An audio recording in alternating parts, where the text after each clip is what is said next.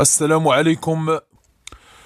في سنة 2007 بمدينة الدار البيضاء، واحد العشية تقريبا ديك الجوج ثلاثة ديال العشية، توصلوا البوليس بواحد البرقية. المفاد ديالها انه راه شي بنت لقاوها مقتولة في واحد الدار. السيد اللي اتصل هو صاحب المنزل.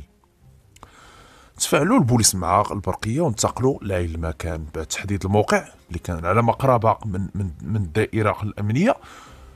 وصلوا تمايا لقاو السيد كيتسناهم. السلام عليكم. السلام، اش كاين؟ قال لي ودي الدار هذه راه ديالي. الدار فيها السفلي، فيها المكازا، وفيها البروميير، وفيها الدوزيام، وفيها الطروازيام. قال لي ودي الدار ديالي، انا ما ساكن شي فيها ديالي في الملك ديالي، ولكن انا ساكن في الحي الفلاني، حي الفيلاس معروف في كاليفورنيا. قال لهم هاد الدار انا غير مخليها هنايا ساده ومخليها. جيت دابا فتحت المحل ديالي، وباش هنا نشير واحد النقطه، هو كانت معاه الزوجه ديالو ومعاه واحد الوليد صغير، وليد تقريبا في عمره ديك 4 سنين 5 سنين. قال لك اودي جينا دابا للدار، بغينا نبدلوا شويه الجو هنايا. فتحت الباب بالسيرو وطلعت كنلقى واحد البنت مقتوله عندي في واحد بيت النعاس. طلعوا البوليس كيشوفوا تمايا، وبالفعل دخلوا للشقه اللي في الدوزيام. وانا غادي نقول لكم متابعينا الكرام على الشقه اللي في الدوزيام بالضبط، وماشي اللي في البروميير وماشي اللي في الطروازيام. قال لك اودي هاد البنت هادي راه ما تنعرفوهاش. البوليس بحسب محضر المعاينه وبحسب الملاحظات ديالهم شابه تكون في عمرها هذيك 17 18 سنه، مرميه تما فوق واحد السرير، حدا واحد المحفظه ديالها، محفظه تبين بان البنت تلميذه او طالبه، لان لقاو الوزره ديالها في ديك المحفظه، ديك الوزره البيضاء اللي تلبسوها التلميذات عفوا، لقاوها تمايا. البنت ما فيها لا اثر دماء لا اثر طعنات لا والو، ولكن بحسب المعاينات والملاحظات تبين بان البنت وقع عليها شي اعتداء، تعرضت ربما للاغتصاب. والمرجح بحسب الخبره ديال المحققين شافوا بان هذه البنت هذه احتمال كبير ديال 90% بانها تعرضت للخنق، تعرضت للاعتداء الجنسي، تغتصبات وتعرضت هذا اللي قتلها عن طريق الخنق وهبط زاد في حاله. البوليس سولوا داك السيد تما، طرحوا السؤال علاش ماشي في البروميير. قال لك اودي البروميير راه كان كاري عندي واحد المحامي، وراه عاد خرج من عندي هنايا ماشي بزاف، دابا تقريبا واحد الاسبوع باش خرج خوالي المحل ديالي. والفوق في الطروازيام راه ما مفرشه ما والو، اذا هاد الدوزيام هادي هي اللي مفرشه. وكيزيد كيضيف واحد المعلومات السيد هذا، قال لي مودي راه الباب ديال الشقه راه حتى هو كيتفتح بالسيروت، اذا هذا اللي جا وجاب هاد البنت هذه هنا يقتلها هنا عنده المفتاح ديال الباب الدار لتحت، وعنده حتى المفتاح ديال الشقه اللي كاينه تما. مول الدار كيقول لك اودي المفاتيح تيكونوا عندي او تيكونوا عند الاب ديالي، المفاتيح ديال الدار لتحت وديال الشقه راه تيكونوا عندي، واما عندي اما عند الوالد ديالي، هو اللي تيجي هنا مره هو والوالده. وهذيك البنت راه حنا ما تنعرفوهاش، ولكن المحققين لما شافوا البنت تبين بان ما كاينش شي رائحه ديال الجيفه تما، ما كاينش رائحه ديال شي شخص اللي هو مقتول. واش هاد البنت هذه عاد تقتلات هاد الصباح او تقتلات البارح، الله اعلم. المهم البنت ما كاينينش شي ساعات كثيره باش تقتلات. تخبرت النيابه العامه بالامر، نقلات الجثه لمستودع الاموات. البنت لقاو ما لقاوش لاكارت ناسيونال ديالها في ديك المحفظه، ولكن لقاو الوزره ديالها. هذيك الوزره فيها داك الرمز ديال التكوين المهني، تبين بان البنت ما تقراش في الثانويه او في شي جامعه، ولكن كتقرا في التكوين المهني. مزيان. البوليس خداو الاقوال ديال هذا السيد هذا مول الدار والزوجه ديالو تما، كيقولوا ودي حنا شحال ما بقينا جينا هنا للدار، واليوم جينا طلعنا كنتفاجئوا بان ديك البنت مقتوله تمايا، وخبرناكم هادشي اللي عندهم هما. سجلوا لهم محضر وخداو منهم هذاك المفاتيح ديال الدار ديالهم، وتم نقل جثه لمستودع الاموات. خبرت النيابه العامه كذلك بالامر. هنا اش بقى تحديد الهويه. الناس ديال التشخيص القضائي خداو لي زامبرانت من الاصابع ديال الضحيه، خداو بعض لي زامبرانت من هنا ومن هنا تما في الدار، اي المكان في مسرح الجريمه بالاحرى، وانتقلوا مباشره لاقرب مركز تكوين المهني، بناء على ديك الوزره اللي لقاو فيها داك الرمز ديال التكوين المهني. الناس ديال التكوين المهني لما عرضوا عليهم هاد البنت هذه الصوره ديالها، قال لك اودي هاد البنت تتقرا عندنا هنايا، كتقرا عندكم هنا؟ قال لك اييه تتقرا عندنا هنايا. شنو الاسم ديالها؟ قال لك سميتها فلانه بن فلانه. قال لك عطيونا شي صحاباتها شي صديقات ديالها مقربات لهنا، ناداو على شي بنات تما. قال لك اودي هذه صاحبتنا فلانه، كتعرفوا الدار ديالهم؟ قال لك كنعرفوا الدار ديالهم. امتى اخر مره شفتوها؟ قال لك شناها اليوم في الصباح. اليوم في الصباح؟ قال لك اليوم في الصباح ماش تقريبا. وقال لك جات قرات معنا ومعاش خرجتوا. قال لك خرجنا مع 11 ديال النهار. مزيان. ولكن الجثه والسيد لما اتصل بالبوليس اتصل بهم تقريبا ما بين 2 و3 ديال العشيه، اي ان البنت تقتلات قبل دابا تقريبا واحد 3 أو 4 ديال السوايع على الاكثر باش تقتلات تما. ايوا خرجتوا مع 11 فين مشيتوا؟ قال لك ودي مشينا للديور ديالنا. ورجعتوا كتقراو؟ قال لك رجعنا مع الوحده، كنا داخلين مع الوحده التكوين المهني. ولكن هي ما جاتش. قال لك لا سيدي ما جاتش، ما عرفتوش مع من مشات مع من كذا. قال لك تكون مشات مع الخليل ديالها، عندها الخليل ديالها. قال لك عنده، كتعرفوه نتوما؟ قال لك كنعرفو سميتو خالد. كتعرفوش فين تيسكن فين كذا؟ قال لك لا ما تنعرفوش، ولكن راه عنده واحد الكات كيجي عندها دائما. هو شحال في عمره؟ وكيقولوا في عمره تقريبا شي 24 ولا 25 عام. ما كنعرفوش فين ساكن، ولكن هو كيقول لا انا راه خدام بوليسي. خدام بوليسي وعنده كات. قال لك ما كتعرفوش فين ساكن؟ قال لك لا. عطاو المواصفات ديالو وكذا وكذا وكذا. واخا انتقلوا للدار ديال البنت، خبروا والديها بان البنت ديالهم فلانه. قال لك اي بنتنا. وخداو معاهم الاب والام ديالها وواحد الاخ ديال الضحيه. قال لهم غادي ترافقونا لمستودع الاموات، راه واحد البنت كذا كذا. في مستودع الاموات لما انتشلوا لهم الجثه تعرفوا عليها. قال لك اودي هذه راه البنت ديالنا. شنو سميتها؟ قال لك الاسم ديالها كذا كذا. عندكم لاكارت ناسيونال ديالها؟ قال لك كاين في الدار. مشى الاخ ديالها جاب لهم لاكارت ناسيونال، تاكدوا بان البنت بنت هاد الناس هادو. سولوهم قال لهم واش عندكم شي عائله هنايا اللي تمشي عند؟ قال لك اودي عندنا العائله، عندنا عائلتنا هنا في مدينه الدار البيضاء، ولكن هي ما عندها ما تمشي دير عندهم. البنت معاش كانت قاريه اليوم؟ قال لك قاريه مع الصباح. ايوا وكتخرج مع 11 او 12 وكترجع مع الوحده. وجات للدار تغدات. قال لك لا ما جاتش. قلنا ربما هي موالفه تتبقى مع صحاباتها، موالفه ما كترجعش للدار. قال لك لا موالفه ما ترجعش للدار، كتمشي في الصباح كترجع تقريبا حتى ديك ال5. غالبا كانوا كيخرجوا مع ال5. مزيان. قالوا لي مودي هاد البنت هادي راه حنا لقيناها مقتوله في واحد الدار بالحي الفلاني. قال لك اودي ما عندنا حتى شي حد حنا تما في العائله ديالنا.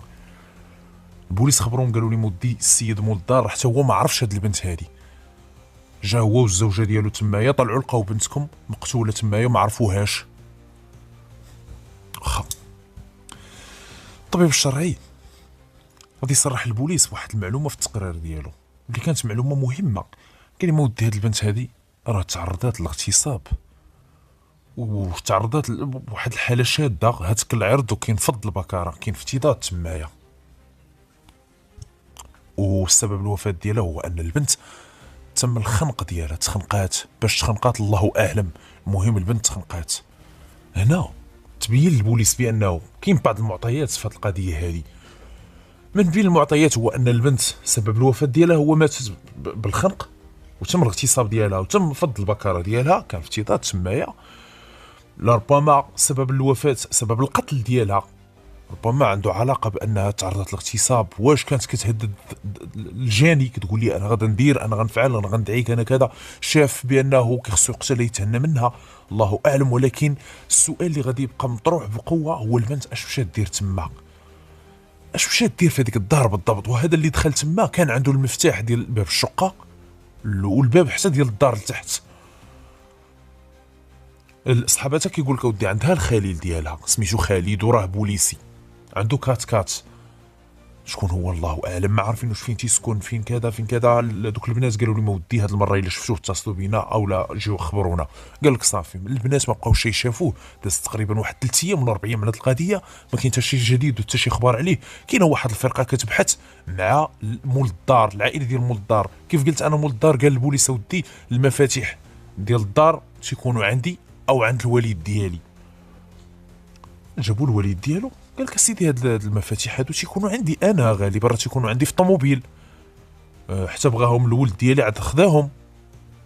ما كاينش شي حد من غيركم عنده المفاتيح؟ قال لك لا سيدي ما كاينش. هنا الطبيب الشرعي خدا واحد العينه من السائل المنوي اللي تم الكشف ديال المهبل الضحيه واحتفظ به، قارنوه اللي كانت الشكوك كتحوم حول مول الدار، هذاك الشاب اللي جا هو الزوجه ديالو اللي كان خبر البوليس المره الاولى، خداو هو عينه من الدم ديالو وتم المقارنه ديالها وتبين بانه ماشي هو السائل المنوي، ماشي ديالو. حتى الاب ديالو كذلك قال لك اودي حنا ماشي ديال هذا الشيء وكذا وكذا، وتبين ما عندهم حتى شي علاقه بهذه القضيه. وهما تيقول لك المفاتيح ديال الدار اللي هي في الحي الفلاني، اي الدار اللي لقاو فيها البنت مقتوله، كيقول لك اودي راه حتى شي حد ما كياخذ السير تما نهائيا الا انا والولد ديالي، هذا الاب. اذا شكون جا تمايا؟ شكون دخل تمايا؟ الام ديال البنت ديال الضحيه سولوها، قالوا لها شوفي لاله الا كاين شي حاجه خبرينا، دابا اللي عطا الله عطاه البنت ديالك ماتت تقتلات بالاحرى، واش عندها شي خليل ديالها؟ واش وقالت لك سيدي بنتي كانت كتعاود ليا، كتقول لي بان تعرف شي حد، ولكن راه ما قالت لي لا شنو سميتو ولا شنو كذا لا فاش خدام لا هادي. المهم قالت لي امي انا تنعرف واحد الولد وهادي، ولكن تقدروا تسولوا الاخت ديالها. اختها فين كاينه؟ قالت لك سيدي كاينه في بوزكوره. جات الاخت ديالها مزوجه تمايا، صندقوها البوليس، خدوا منها بعض المعلومات. قالت لي مودي اختي راه كتعرف واحد الشرطي وراه كان باغي يتزوج بيها وكذا وكذا. فين تيسكن هذا الشرطي؟ قالت لك هو راه ماشي من مدينه الدار البيضاء، هو من مدينه اخرى، ولكن هو خدام هنايا. متاكده بوليسي؟ قالت لك بوليسي. شنو سميتو؟ قالت لي سميتو خالد. انت ما عمرك شتي؟ قالت لك لا ما عمرني شفتو. اذا شكون هو هذا خالد؟ الله اعلم. واش هو هذا خالد هو اللي قتل البنت؟ هنا العائله ديال مورين الدار اللي تلقات فيها البنت مقتوله سولهم، قالوا واش كتعرفوا شي ولد سميتو خالد؟ عطاهم الاوصاف ديالو، قالوا لهم اودي هذا خالد راه شرطي. قال لك لا ما تنعرفوا حتى شي شرطي سميتو خالد ولا.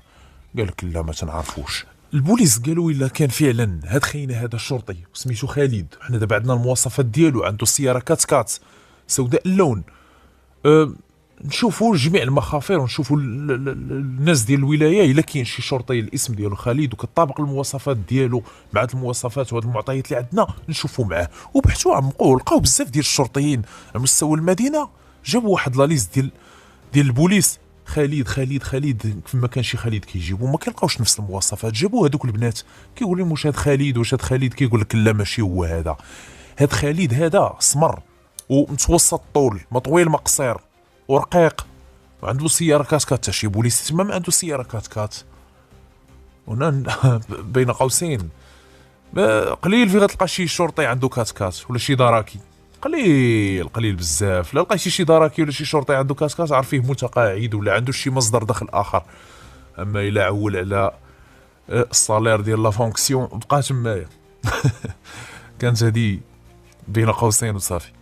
بحثوا معاهم ما لقاو حتى شي حاجه. وهاد البيست هذه ديال خالد الشرطي ما عطات حتى شي بيست. هنا البوليس بداو تيخمنوا، قال لك ودي واش هاد خالد فعلا الاسم ديالو خالد، بما ان صحاباتها ما تعرفوا لا فين تيسكن، ما تعرفوا لا فين تيمشي لا فين تيجلس. سولوهم فين كان كيمشي مع صاحبته، قال لك ودي ما تنعرفوا، تيهز الطوموبيل وكيمشي وما عرفتش.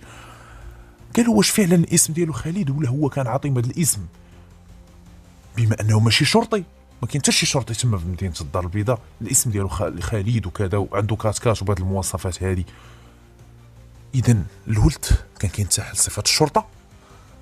واش بالفعل حتى الاسم ديالو خالد ولا غير مزورو؟ الله اعلم. ولكن هذا الولد هذا اختفى على الانظار، ما بقاش بان. لما تلقات الجثه ديال الخليله ديالو غبر هو صحاباتها ما بقاوش يشافوه. وهنا غادي نشير لواحد النقطه، هي ان البوليس لقاو راسهم بعدوا بزاف على مسار البحث، هذاك لافواجيست ديال لونكيت. علاش؟ لانهم هما تيقلبوا على الخليل ديالها واش عنده علاقه بهذيك الدار، واش عنده المفاتيح ديال هذيك الدار، واش نقدروا نقولوا بانه بما انه اختفى على الانظار ما بقى حتى شي حد شافو، لا صحابات هذيك البنت لا هذا، واش نقدروا نقولوا بانه هو مول الفعله؟ ما يمكنش. هنا البوليس خصهم يرجعوا للمسار الصحيح. الشقه الباب ديال الدار لتحت لما جاوا حلوا البوليس مع المكان ما لقاوش فيه اثار الكسر. وحتى لما طلعوا الفوق مول الدار قال لي مودي راه حتى هاد الشقه الباب ديالها راه عنده المفتاح كيتحل بالمفتاح. اذا هذا اللي جا تما عنده المفاتيح. واش من العائله واش من الاقرباء ديال هاد الناس؟ هنا البوليس خداو واحد البيست اخرى، قالوا غادي نشوفوا هذا المحامي اللي كان ساكن هنايا. هذاك السيد قال لك اودي راه كان عندي المحامي هنايا وكان عنده المفاتيح ديال الدار تحت. قال كان عنده المفاتيح وما عندوش المفاتيح ديال الشقه. قال لك لا ما عندوش المفاتيح ديال الشقه. قال لك اودي نشوفوا معاه ما عرفتي شنو كاين. وبحثوا معاه، جابوا المحامي قال لهم ودي انا راه كنت كاري تما، هذاك الموقع تما ما بقاش يعجبني، وانا جيت كريت هنايا، باقي عندك المفاتيح ديال الشغل؟ قال لك لا سيدي ما بقاوش عندي. سلمتهم للاب ديال هذاك السيد اللي كنت كاري عنده، لانه هو اللي كنت كنتعامل معاه، هو اللي يدير معاه العقد ديال الكراء. الاب ديال هاد مول الدار جابوه قال لك اودي بالفعل راه المحامي نهار خرج راه فسخت انا وياه العقد وسلمني المفاتيح. بيستاس خاويه. هنا البوليس سولوا هاد السيد هذا اللي هو الاب ديال هاد مول الدار، لان مول الدار قال لي ودي المفاتيح تيكونوا عندي انا وتيكونوا عند الوالد ديالي. الوالد ديالو قال لك ودي المفاتيح راه تيكونوا عندي حاطمه في الطوموبيل. شنو طوموبيل عندك؟ قال لك عندي كات كات. كات كات كي دايره شمن اللون؟ قال لك سوداء اللون. ايوا شنو الخدمه ديالك؟ قال لك حنا تنشتغلوا عندنا المشروع ديالنا تنديروا هادشي ديال التموين الحفلات، عندهم قاعه الافراح كيديروا تمويل الحفلات. ايوا والكات كات ديالك شكون كيستعملها؟ قال لك اسيدي راه كيستعملها ولدي وولدي الاخر، وقال لك عندنا واحد السيد خدام معانا شيفور تيتسخر هنا وهنا وهنا. قالوا لي غادي نشوفوا هذا ولدك الاخر وغادي نشوفوا هذا الشيفور اللي خدام معاكم. وبالفعل جابوا هذاك الولد ديالو، حقوا معاه بحثوا معاه. قال لك اودي كنمشي تما للدار كتاخذ المفاتيح؟ قال لك ناخذ المفاتيح. كتاخذ السياره ديال با؟ وقال لك مره حيت انا عندي السياره ديالي، ولكن راه قليل فين تناخذ الكاسكات ديال الوالد. ايوا وامتى اخر مره مشيتي للدار؟ وقال لك راه مده هادي شحال تقريبا؟ وقال لك راه قليل فين تنمشي تما، انا مشيت كنمشي انا والوالده والخواتات ديالي والاب ومرت خويا وهادي، وراه تقريبا دابا واحد 20 يوم ما بقينا مشينا تما. اخر مره مشينا تما كنا تعشينا. وبالفعل الوالد ديالو قال لك اودي راه بالفعل كنا تعشينا دابا تقريبا واحد 20 يوم تمايا. خداو عينه من الدم ديالو، تم الرسل ديالها او الارسال ديالها للمختبر العلمي من اجل مطابقتها مع ديك العينه ديال السائل المنوي اللي تم كتدير من مهبل الضحيه. تبين بان هذا الولد هذا ما عنده حتى شي علاقه. السائل المنوي لم يعد اليه، ولكن فين هو الشيفور؟ الشيفور قال لك اودي راه الام ديالو عيانه، راه مشى لمدينه تاونات. هو ماشي من هنا. قال لك لا ماشي من هنا، من مدينه تاونات. شنو الاسم ديالو؟ قال لك سميتو مصطفى. عندكم لاكارت ناسيونال ديالو؟ قال لك عندنا الفوتوكوبي وعندنا الوثائق ديالو. عطيونا نشوفوا. بالفعل خداو الوثائق، تبين بانه الاسم ديالو مصطفى، شاب تكون في العمر ديالو شي 25 او 26 سنه، من مواليد مدينه تاونات. قال لك اودي راه مشى دابا تقريبا واحد 4 ايام. 4 ايام اي بعد ما توفات البنت كان ديك الساعه البحث جاري. هو قال لهم الوالده ديالي مريضه ومشى لتاونات. امتى غيرجع؟ قال لك راه غيرجع نهار السبت. درنا معاه نهار السبت لان عندنا الخدمه في العشيه. نهار السبت غيكون هو هنا في الصباح مدينه الدار البيضاء غيكون. البوليس بقاو تيتسناو فيه، ما عنده لا تليفون لا والو. قال لك عنده التليفون؟ قال لك لا ما عندوش كان عنده التليفون راه يمكن خاسر ليه، راه حيدو شحال هادي. البوليس ما عليهم الا يتسناو حتى نهار السبت. داز الغد ليه الجمعه، نهار السبت الولد جا مباشره. لما وصل جاو عنده البوليس داوه الكوميساريه، بحثوا معاه. تبين بحسب لاكارت ناسيونال ديالو بعد عمليه تنقيط الرقم بطاقه، تبين بانه مبحوث عليه، ما مدوز لا سجل لا والو. هو ماشي من الاصل ديالو، ماشي من مدينه الدار البيضاء، بل هو من مدينه تاونات. تقريبا كيف قلت في عمره ديك 25 26 سنه. قال لك اودي انا جيت هنا للدار البيضاء كنت كنخدم مع واحد السيد من العائله ديالي، ما تفاهمت شي معاه، بقيت كندور هنا تنبريكوني ناس، تلاقيت مع هاد الناس هادو راني خدام معاهم مهلين فيا وكذا وكذا. الولد الاسم ديالو مصطفى. قالوا لي شنو كتخدم معاه؟ قال لك اودي تنخدم شيفور ديالهم وتنساعدهم هنا وهنا وهنا، وما عندهم هادشي ديال الحفلات وانا تنخدم معاهم. ايوا وكتستعمل الكاسكات؟ قال لك كنستعملها الا كانت شي سخره ولا هذا كنستعملها. ايوا كتمشي للدار ديال ولدهم فلان؟ قال لك لا ما تنمشيش للدار. عارف الدار فين كاينه؟ قال لك عارفها فين كاينه، شحال مره مشيت معاهم تما، ولكن راه ما عمرني مشيت انا تما بوحدي.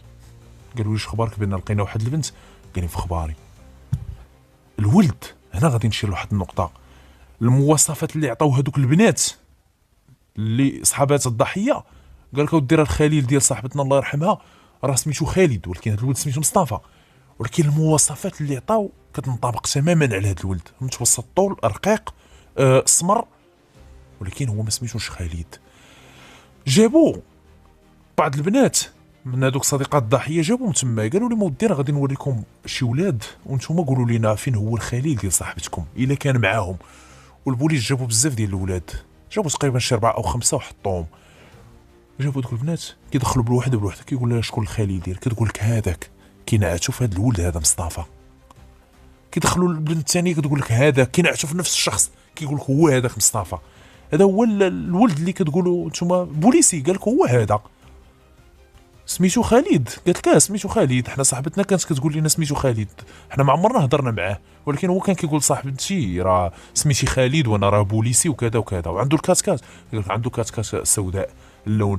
هبطوا شافوا الكاسكات، قال لك هي هذه اللي كتكون عنده.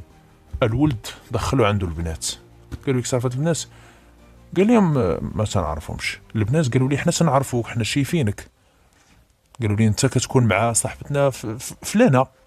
قال لي من لا. قالوا لي انت كتقول لنا كنتي كتقول صاحبتي راه بوليسي وكذا وكذا وكذا. هنا البوليس ما طولوا شيء مع الكلام، فقط الاجراء اللي غادي يتخذ في هذه القضيه هو غادي ياخذوا عينه من الدم ديالو وغادي يرسلوه للمختبر من اجل مطابقتها مع ديك العينه ديال السائل المنوي اللي لقاو في الضحيه. وهنا كانت واحد المفاجاه، نتائج الخبره كتقول لي مودي بانه كاين تطابق بنسبه 100% بين العينه ديال الدم ديال هذا الولد وهذاك السائل اللي لقاو في البنت بانه هو مول الفعله. الولد هو جاوب هذه القضيه، قالوا لي انت كتقول بان ما تعرفش هذه البنت، صحاباتها كيقول لك ودي حنا شحال مره شفناك معاها، العينه ديال الدم ديالك كطابق السائل، اش كتقول في هذه القضيه هذه؟ البوليس ماشي كيقولوا لي اش كتقول في هذه القضيه زعما اعترف ولا لا، صافي كاين ما يفيد الدليل العلمي. كان الاعتراف سيد الادله، لكن دابا لا، الادله سيده الاعتراف. انت اعترف ولا ما تعترف شيء. شحال ديال الناس كيقول لك مشاو بالباطل، لا ما مشاوش بالباطل، هادوك غير ما بغاوش يعترفوا. اما هو باش مشى بالباطل راه مشى الضابطه القضائيه راه صوبات المحضر بالادله الماديه الملموسه تقدم بها، يعترف ولا ما يعترفش. شحال واحد كيقول لك لا ما قتلتش، ولكن راه كاين دليل. انت داك الاعتراف يخليه عندك. الولد شاف حتى هي تعرف البوليس، قال لي مودي انا فعلا كنعرف هذيك البنت. عطاهم السميه ديالها، قالوا شنو سميت البنت باش يتاكدوا البوليس، لانه بزاف المرات توقعوا بعض المشاكل في اعاده تمثيل الجريمه. وواحد النهار غادي نذكر واحد الحلقه اللي كانت مهمه جدا حول واحد الحريق ديال واحد السيده في الدار ديالها. لما جابوا هذاك خينا اللي كيكون معاها ضغطوا عليه البوليس، قال لهم انا اللي حرقتها، ولكن في اعاده تمثيل الجريمه تبين بانه التحركات ماشي منطقيه، تبين بانه ماشي هو. مع الخلعه قال البوليس انا اللي حرقتها. باش كتعرف بان اعاده تمثيل الجريمه راه عندها دور كبير على اي ما نخرجوش الموضوع ديالنا. الولد تواجه بهذه القضيه دي واعترف، قال لي انا اللي قتلت هذيك البنت، وعطاهم السميه ديالها. ايوا عاود لينا كيفاش وقع وحول تفاصيل ارتكابه لهذه الجريمه، وبحسب الاقوال والتصريحات ديالو اللي تضمنها المحضر الرسمي اللي تقدم به للعداله. قال ودي انا خدام مع هاد الناس هادو شيفور، انا المفاتيح تيكونوا تما في الكات. قال لي انا ذاك النهار كتمشي جبت لهم شي صخره وغادي نرجع نجيب شي حاجه اخرى. قال لهم دزت عند الصديقه ديالي وهزيتها معايا في الطوموبيل وديتها تمايا. ايوا قال لك لما طلعنا انا موالف كنت مارس معها. قال لك قال لك انا ذاك النهار غلطنا وهادي، وفضيت البكاره ديالها وهي قالت لي دير معايا شي حل اليوم قبل غدا، باغي يقتلني بكذا. وقلت لها شوفي انا عطيني شويه الوقت غنجيب والديا. هي قالت لي لا، انا صافي بدات كتبكي وبدات كتغوت. قال لي ما انا ما عرفتش شنو ندير. قال لي مش كنشوف راسي باني غنمشي للحبس غنخرج على خدمتي. اش درتي؟ قال لك شديتها خنقتها. باش خنقتها؟ قال لك بايدي. باش خنقها بالمرافق ديال اليد ديالو بحسب اعاده تمثيل الجريمه. وهذه التقنيه هي اللي تيخنقوا بها المجرمين بزاف ديال المرات، لان تيشوفها هي الطريقه الانسب. خنقها بالمرافق ديال الايد ديالو حتى ودات بحسب ما كيقول هو، بحسب ما صرح به هو. واش درتي من بعد؟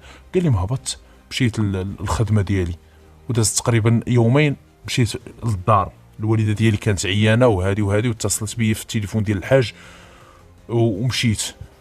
وقالوا لي دابا انت الاسم ديالك خالي سميتك مصطفى، شنو الاسم اللي كنتي كتقدم به نفسك للبنت؟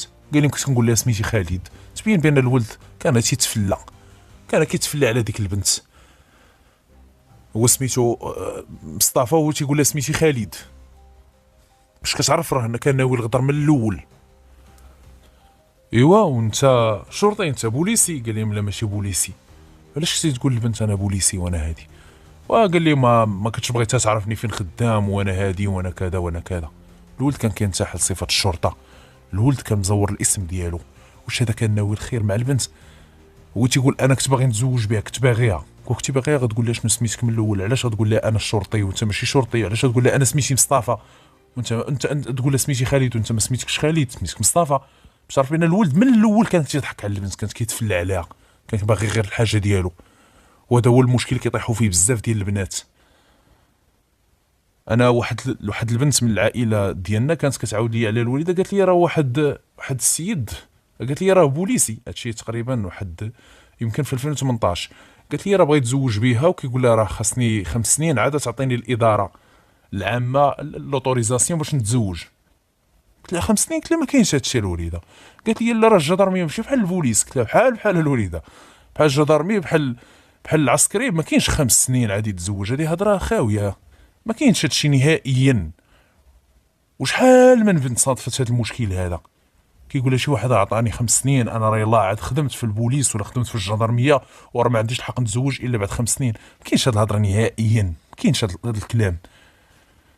شحال من واحد كينتحل صفه الشرطه ولا صفه الدرك وينصب على عباد الله ويكذب على هادي وهادي وهادي وهادي ويدير هذا رزقه ويدير هذا رزقه. وانا في هذه القضيه ديال انتحال صفه الشرطه تذكرت واحد القضيه كنا عالجنا حنا في تقريبا في 2021. وقعت واحد باش تعرف حبل الكذب قصير كما يقال، تكذب حتى تعيا، تحصل. واحد خينا كيكذب على صحابه، تيقول لي انا راه وليت مفتش انسبكتور دو بوليس في البوليس، وهو غبر من هذيك المدينه مشى لشي مدينه اخرى تيخدم، ومن يجي تيقول لي راه في البوليس انايا. الناس من غير العائله ديالو صحابو الجيران ما عارفين فلان راه في البوليس، راه مفتش الشرطه، راه كذا راه كذا راه كذا، وراه ما مفتش ما والو. كيفاش غادي يحصل؟ واحد النهار كان وقع واحد المشكل، واحد خينا في المدينه اللي تيسكن فيها هو، اللي غادرها هو، عنده واحد صاحبو تما. داك صاحبو شمكار قلت ما يدار، بوه لاباس عليه، ولكن هو عاطي التشمكير والتبزنيز هنا والشفره، ولا كاين شي سرقه ولا كاين شي كذا ولا كذا، وبوه لاباس عليه. بوه عنده واحد طوموبيل كات رماديه، كات من نوع باهي الثمن. كياخذ من عند الطوموبيل من عند بوه مره. هذاك المفتش اللي كيقول لهم انا مفتش كان جا شي مره تما للدار ديالهم ومشى عند هذا صاحبو، هذا مشى عنده للدار ديالهم، ولما بغى يخرج الاب ديال هذاك الولد قال لي خذ طوموبيل فلان ووصل صاحبك على المفتش. لما خرجوا ركبوا في الطوموبيل وصلوا قدام واحد الفيلا وما يوقفوا. هذيك الفيلا شنو فيها واحد الصالون ديال الحلاقه ديال البنات، كوافوره مجهز مزيان وكذا وكذا. شنو واقع؟ هذاك الولد اللي عندهم الكاتكات كان وقع ليه واحد المشكل مع هذاك مول الفيلا ولدهم. كان شي 3 ايام قبل وقع بيناتهم شي مشاكل، ولكن تصالحوا ودازت الامور. هذيك الليله جاو تما وقفوا وخداو راحتهم زعما باش ياخذوا راحتهم ويهضروا كيف العاده. هذاك مول الفيلا خرج ويشوف، شاف هذاك مول كاتكات السلام بخير، رغم انه كان وقع ليه المشكل ولكن تصالحوا ولكن سلموا على بعضياتهم. الغد لي شنو وقع؟ الغد لي في الصباح فاق هذاك مول الفيلا كيلقى الكراج ديال هذاك صالون الحلاقه مكسر، وكاع الاجهزه اللي كانت تما تسرقات. شكون ما شكون؟ قال لهم فلان. شكون فلان؟ قال لهم اللي وقع لي معاه المشكل ولد فلان، راه البارح كان واقف هنايا بالكاسكات ديال بوه وكان معاه واحد خينا راكب حداه. قال لي هما اللي الشفاره، هما اللي شفروني. قال لي هذاك اللي كان معاه ما تنعرفوش، ولكن فلان راني تنعرفو. تخبروا الجدرميه بهذه القضيه هذه. قال لك اودي راه واحد المحل ديالنا راه اصبح مسروق، فيما تتشكوا؟ قال لك اسيدي ما كنمشي كنشكوا، حنا عندنا اليقين فلان هو اللي سرقنا، هو اللي شفار، وكان وقع لينا معاه واحد المشكل دابا تقريبا واحد 3 ايام، وراه جاب واحد خينا البارح شحال هما واقفين تما عند الباب ديال الفيلا تقريبا حتى شي 11 و 11 ونص ديال الليل هما واقفين تما. البوليس او عفوا الجدرميه خرجوا مشاو جابوا هذاك خينا. داك خينا مول الكاسكاس قال لي مودي انا بالفعل كان وقع لي معاه شي مشكل، والبارح كان جا عندي واحد الصديق ديالي، وهذاك الصديق ديالي راه مفتي الشرطه، وكنا واقفين تما وقفنا عند الباب ديالهم بقينا تنهضروا. ايوا ما سرقتوش؟ قال لك لا سيدي ما سرقناش، وانا راه كان معايا صاحبي مفتي الشرطه.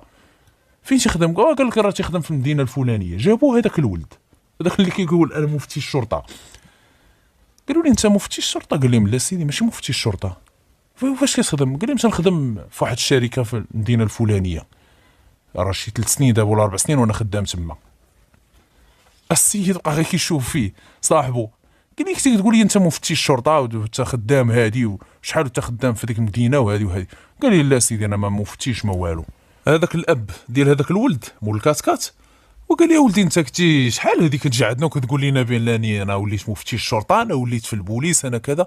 كيقول لي لا عمي انا ما عمرني قلت لكم هاد الهضره هادي. انا بعدا بقيت كنضحك صافي ساليت واحد الحوار واحد الملابسات وقعت تما. راه لا اله الا الله، باش تعرف بان حبل الكذب قصير. هاد المقوله ولا الشخص اللي قال هاد العباره راه ماشي قالها من فراغ. راه شحال ديال الناس تكذب وفي الاخر تتزول هذاك الغطاء وتيتكشف كل شيء. كاع داكشي اللي كنتي كتكذب فيه كيجي واحد النهار وكيتكشف.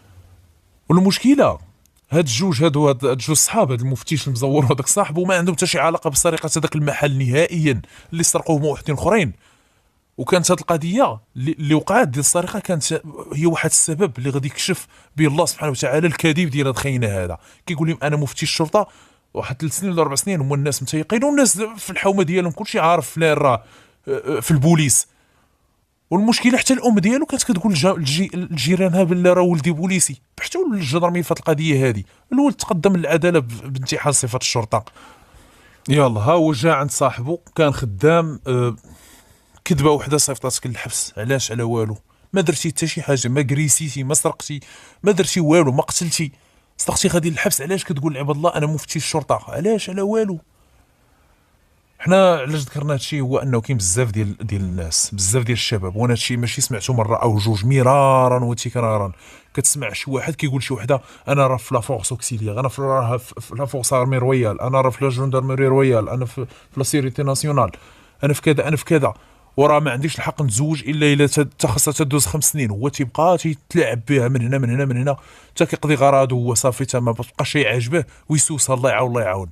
حق انا راه في المخزن 5 سنين عاد عندي حق نزوج. ما كاينش هاد الهضره نهائيا، بدليل ان الناس اللي تدير الرجوان اللي كتلتحق في صفوف الامن الوطني تيدخلوا هما مزوجين. شحال من وحده مزوجه وخدمات في الامن، وشحال من واحد مزوج وبولاد وخدم في الامن. ماشي بالضروره تكون الا للدرك الملكي اللي كيخصك تكون عازب، ومن بعد ما كتسالي هذيك المده ديال الفورماسيون عامين ولا شناوا ولا عامين و4 شهور بالنسبه للدراجين ديال الدرك الملكي، صافي يمكن لك تقدم بطلب الزواج بالقياده العليا للدرك الملكي. ولا الناس اللي في الامن الوطني تيساليو ديك 6 شهور بحسب الرتب، مختلف الرتب، الضباط يمكن عام.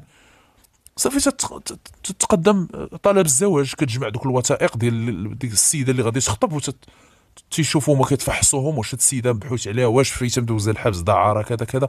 الا صالحه الزواج راه كيقول لك توكل على الله، ما صالحاش راه تيرفضوا لك. ولكن باش يقول لك اختي شي حد انا راه في المخزن وراه ما عنديش الحق نتزوج على 5 سنين ولا عامين ولا هذا، ما كاينش هاد الهضره هادي نهائيا. كانت هذه مصدري لحلقات لي، ونتمنى ان الرساله تكون وصلت. قبل ما ننسى، قبل ان نستودعكم الله، لابد من ذكر الحكم ديال هاد خينا هذا. البنت كانت قاصر، كان هتك العرض، كان افتضاد بالعنف، وكان انتحال صفه الشرطه. تقدم لولد العداله وشحال غادي يتحكم بالمؤبد.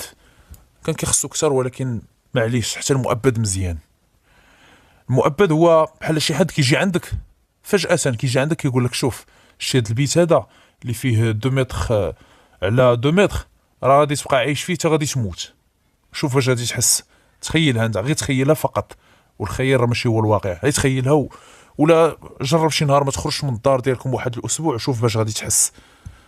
ماشي غير الخنقه، غتحس بان السير تتموت بشوي بشوي. هذا هو السجن المؤبد. أشكركم متابعينا الكرام على حسن الإصغاء والمتابعة، وإلى اللقاء في الحلقة القادمة إن شاء الله، والسلام عليكم ورحمة الله.